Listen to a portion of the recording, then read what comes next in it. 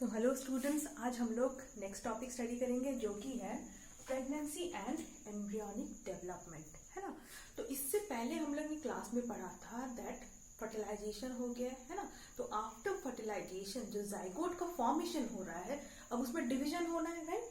सो उस डिवीजन को हम लोग क्या कहते हैं? क्लीवेज कहते हैं, है ना। तो क्लीवेज होता है, सेल डिवाइड करते हैं, न्यू सेल्स फॉर्म होते हैं, है ना। 2 cell stage, then 2 to 4, 8, 16 and then 32 cell stage which is known as blastula. और ये ब्लास्टुला जब यूट्रस की वॉल में, दैट मीन्स एंडोमेट्रियम में जब आकर के इम्प्लांट हो जाता है, दैट मीन्स या इम्बेड हो जाता है, so that is known as pregnancy. That means that leads to pregnancy, that is when embedding or implantation takes place. You can say that okay, the woman is pregnant.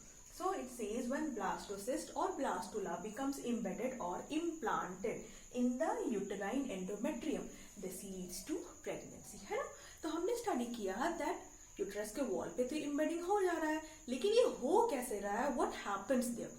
C, we have studied that in morula stage, morula में जितने sales है जिन्हें हम क्या कह रहे हैं? Blastomeres. तो ये जो ब्लास्टोमियर्स हैं वो बिल्कुल छोटे से बॉल लाइक स्ट्रक्चर होते हैं ना, कॉम्पैक्टली अरेंज्ड होते हैं। But as it turns into 32 cell stage, 32 blastomere stage, the cells क्या होते हैं? रीअरेंज होते हैं, दीज रीअरेंज, है ना। तो रीअरेंज जब होते हैं तो some of the cells goes to the periphery and form the trophoblast, right. These form the trophoblast and few cells move towards one end, one corner की तरफ ये मूव हो जाते हैं। What do we call them? We call them ICM. ICM का full form क्या है? Inner cell mass, right. This ICM और inner cell mass, these are the cells which now form the embryo, or we can say that we human beings are now formed from these ICM only. And now these ICM have very specific characteristics. What are these? Among these, the cells which are few cells are also known as stem cells. Now what are stem cells? देखो stem cells का कुछ characteristic होता है, that means they have the potency to develop new organs, है ना। So these are called stem cells. Okay, so trophoblast तो यहाँ पे बन गया है, ठीक है। और उसके बाद यहाँ पे कुछ खाली जगह देख रहे हैं, इस खाली जगह को हमने क्या कहा था? दिस इज कॉल्ड ब्लास्टोसील, है ना, COEL। बायोलॉजी में कहीं भी कैविटी से रिलेटेड कोई टर्म होता है हम लोग क्या कहते हैं? सील और coelom, right. So this is known as blastocoel. तो what happens when it comes inside the this uterus? Because both the sides, यहाँ पे क्या है? These are the fallopian tubes ना, तो वहां से भी इधर अंदर आना है यूट्रस की तरफ। तो यहाँ क्या होगा? ये जब ब्लास्टुला जब एम्बेड होने जाता है तो ये जो है फिंगर लाइक स्ट्रक्चर बनाता है ना, फिंगर लाइक स्ट्रक्चर अपीयर्स। तो फिंगर लाइक स्ट्रक्चर है और ये क्या है? अगर यूट्रस का वॉल है तो वहां जाके उसे क्या करना है? इंटरडिजिट करना है ना, अंदर जाना है, तभी ना वो अंदर इम्प्लांट हो पाएगा अच्छे से। अगर ऐसे ही जाके बैठ जाएगा तो क्या होगा? कभी भी निकल सकता है ना, है ना। that will lead to miscarriage, so that is not allowed to happen, so that has to get digitized, interdigitized, है ना। So chorionic villi, so the finger like projections which are formed, these are called chorionic villi, and plus the uterine wall or this endometrium, these together form the placenta, है ना। तो यहाँ पे as you can see the placenta is formed, and now this placenta is connected to the fetus through some cords. Now these cords are known as umbilical cords, है ना। तो placenta का function क्या होता है? प्लेसेंटा का function आपने previous class में ही पढ़ा हुआ है, that exchange of gases, right. Oxygen पहुंचाना है फीटस को और कार्बन डाइऑक्साइड लेना है। सिमिलरली फूड पहुंचाना है और वेस्ट को निकाल लेना है। तो ये होता कैसे? How this happens? This happens through this umbilical cord. And where this umbilical cord is connected to us, हमारे बेली में जो नाभि है ना, वहां हम अपनी मदर से कनेक्टेड होते हैं, प्लेसेंटा से। तो इसमें हम लोग कह सकते हैं that this chorionic villi is the tissue which is coming from the foetus, है ना, फीटल टिश्यू है। एंड दिस यूट्राइन वॉल और एंडोमेट्रियम टिश्यू जो है ये कहाँ से आ रहा है? ये मेटर्नल टिश्यू है। ओके, नाउ प्लेसेंटा के ये एक्सचेंज, गिविंग एंड टेकिंग के अलावा भी कई सारे एंडोक्राइन फंक्शंस है ना। तो ये जो एंडोक्राइन फंक्शंस है उसमें क्या क्या आते हैं? द फर्स्ट इज, यानी कुछ हार्मोन्स जो रिलीज करता है। The first one is human chorionic gonadotropin और HCG। तो इसका क्या फंक्शन होता है? Okay, this is released only during the pregnancy. So it helps to maintain the production of progesterone.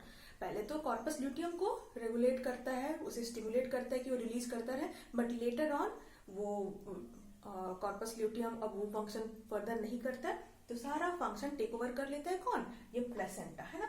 Similarly, और इसीलिए इसे फिर लेटर ऑन HCG को प्रेगनेंसी हार्मोन भी कहते हैं. But these are secreted only in the female who is carrying a baby. These two, particularly HCG and HPL. Okay, so next is the HPL. और HPL क्या है? HPL, okay, not IPL, right? So HPL is human placental lactogen, है ना, human placental lactogen. तो इसका function क्या होता है, it stimulates in the breast development so that the later on जब बेबी का फॉर्मेशन होगा, बेबी जब डिलीवरी होगा, so it get direct food because mammals feed their own child, है ना. And other functions are oestrogen and progesterone. Later on जो ये carry on करता है, सिर्फ टेक ओवर कर लेता है. ऑलराइट, अच्छा, अब आते हैं यहाँ एम्ब्रियोनिक डेवलपमेंट में जो चल रहा है. ठीक है, देखो एम्ब्रियोनिक डेवलपमेंट हमने कहा था जब ये एम्बेडिंग हो जाता है तब इसके चारों तरफ कुछ एक्स्ट्रा एम्ब्रियन बनते हैं. जो ट्रोफोब्लास्ट है, इसका हमने एक और नाम दिया है कोरियन, या उससे जो फिंगर लाइक स्ट्रक्चर बनते हैं that is called chorionic villi. तो यहाँ पे और जो कई लेयर या मेम्ब्रेन बनते हैं ना, उसे हम लोग कहते हैं extra embryonic membrane. Okay, extra embryonic membrane क्यों कह रहे हैं, बिकॉज एम्ब्रियो तो है या फीटस है, उसके अलावा कुछ एक्स्ट्रा मेम्ब्रेन है जो उसे प्रोटेक्ट करने में हेल्प कर रहे हैं. So first one is the chorion. Okay, chorionic villi के अलावा this chorion is then amnion. Okay, amnion के अंदर होता है एक fluid which we call it amniotic fluid. आपने प्रीवियस क्लास में ये भी पढ़ा हुआ है ना. तो एमनियोटिक फ्लूइड के कई सारे फंक्शंस होते हैं, कई सारे काम किए जा सकते हैं इससे, बट वो हम लोग नेक्स्ट चैप्टर में डिटेल में और जानेंगे. Okay, so and another one is here yolk sac, है ना. तो यॉर्क सैक आपने पढ़ा होगा that in birds and in reptiles the yolk sac, ना, the amount of the yolk sac is very large, है ना. अगर आप लोग एग खाए होंगे तो येलो पोर्शन होता है, that is the yolk sac, and that provides nourishment to the growing embryo.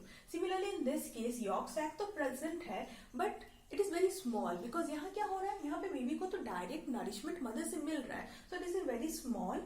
Initially थोड़ा न्यूट्रिशन प्रोवाइड करता है बट लेटर ऑन ये फीटस में क्या करता है, गट के फॉर्मेशन में रोल प्ले करता है ना. तो और क्या होता है यहाँ पे, तो ये अंदर जो एमनियोटिक फ्लूइड है ये क्या कर रहा है, बेबी को फ्लूइड में ये फ्लोट करा रहा है. तो एक तरीके से ये सॉक एब्जॉर्बर का काम करता है. It absorbs the shocks, doesn't hurt, allow it to hurt baby, and it also prevents the foetus from getting desiccated, है ना, ड्राई होने से बचाता है. ओके, अब एक चीज देखेंगे. अब देखो जेस्टेशन पीरियड या ह्यूमन में प्रेगनेंसी पीरियड हम लोग जानते हैं इट्स अबाउट 9 months, है ना. तो 9 months में जब यहाँ पे फर्टिलाइजेशन हो गया, इम्प्लांटेशन हो गया, बेबी का ग्रोथ होगा, राइट, ग्रोथ होगा, तो फिर वो ग्रोथ होता कैसे है और क्या क्या उसमें पार्ट होते हैं. तो उसके बाद आता है ऑर्गेनोजेनेसिस, है ना, यानी यहाँ पे ऑर्गन्स का फॉर्मेशन होगा. लेकिन ऑर्गन का फॉर्मेशन होगा कैसे, क्या ऐसे पार्ट्स हैं जो ऑर्गन फॉर्म करेंगे. तो ये जो इनर सेल मास है, इसे हमने पहले बताया कि they also have, these are also called stem cells, that means they have the potency to develop new organs, है ना.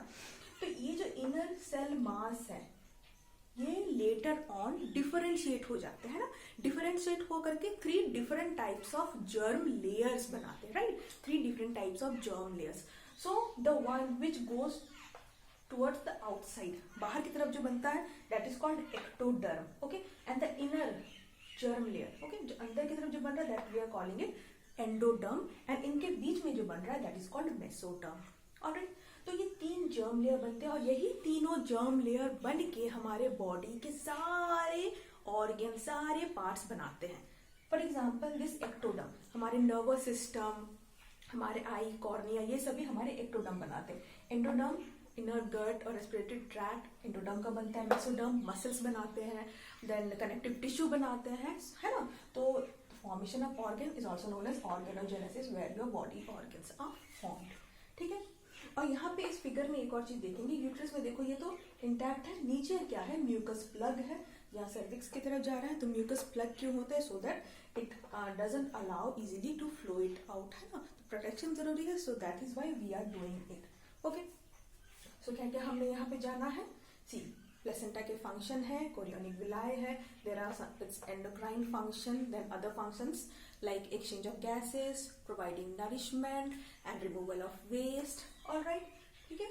Then umbilical cord plays an important role. Similarly other parts. So आप इसे स्टडी करेंगे.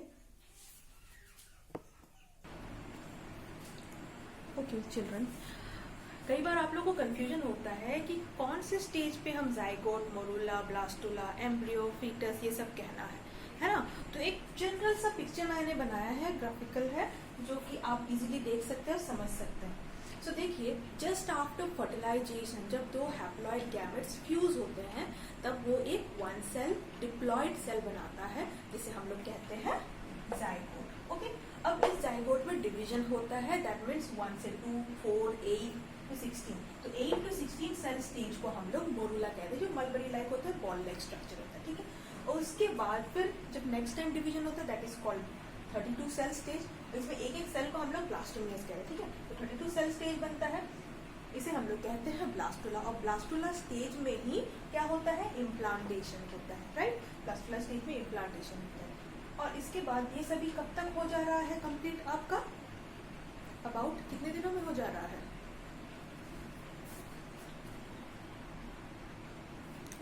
So about आपका ये blastula formation about 5th day तक complete हो जाता है ऑलमोस्ट, है ना. तो उसके बाद अबाउट फिर ये जो उसी मंथ में क्या हो रहा है, तब तक डिफरेंशिएशन यहाँ पे होने लगे हैं और यहाँ पे हार्ट फॉर्म कर जाता है about at the end of 1 month, है ना. तो इस टाइम पे अगर फीटस का जो हम लोग कह सकते हैं जो एम्ब्रियो का डेवलपमेंट हो रहा है ये जानने के लिए क्या कर सकते हैं, अगर स्टेथोस्कोप लगाया जाएगा तो हार्ट बीट सुनाई देगी, है ना. तो इसके बाद आते हैं, ये हो गया 1 month में. और जब 2nd month में क्या देख रहे हैं, कुछ ऑर्गन्स जो है ऑलमोस्ट डिफरेंशिएट हो गए, है ना, कि अब लिम्स बनने हैं, डिजीज बनने, तो डिफरेंशिएशन हो गया है. तो ऑलमोस्ट जब तक डिफरेंशिएशन होता है that means at the end of 2nd month तक हम लोग इसे क्या कह रहे हैं, एम्ब्रियो कह रहे हैं. Okay, we are calling it embryo. To the end of 2nd month we call it embryo. ठीक है, अब 2nd month के बाद 3rd month से उसके बाद क्या हो रहा है, मेजर ऑर्गन यहाँ पे बनने लग रहे हैं. और 3rd month के से एंड तक जब तक बेबी का डिलीवरी नहीं हो जाता, जब अनबॉर्न स्टेज है, तब तक हम इसे कहेंगे फीटस. ओके, तो ये पूरा चार्ट है, आप लोग इसे स्टडी करेंगे.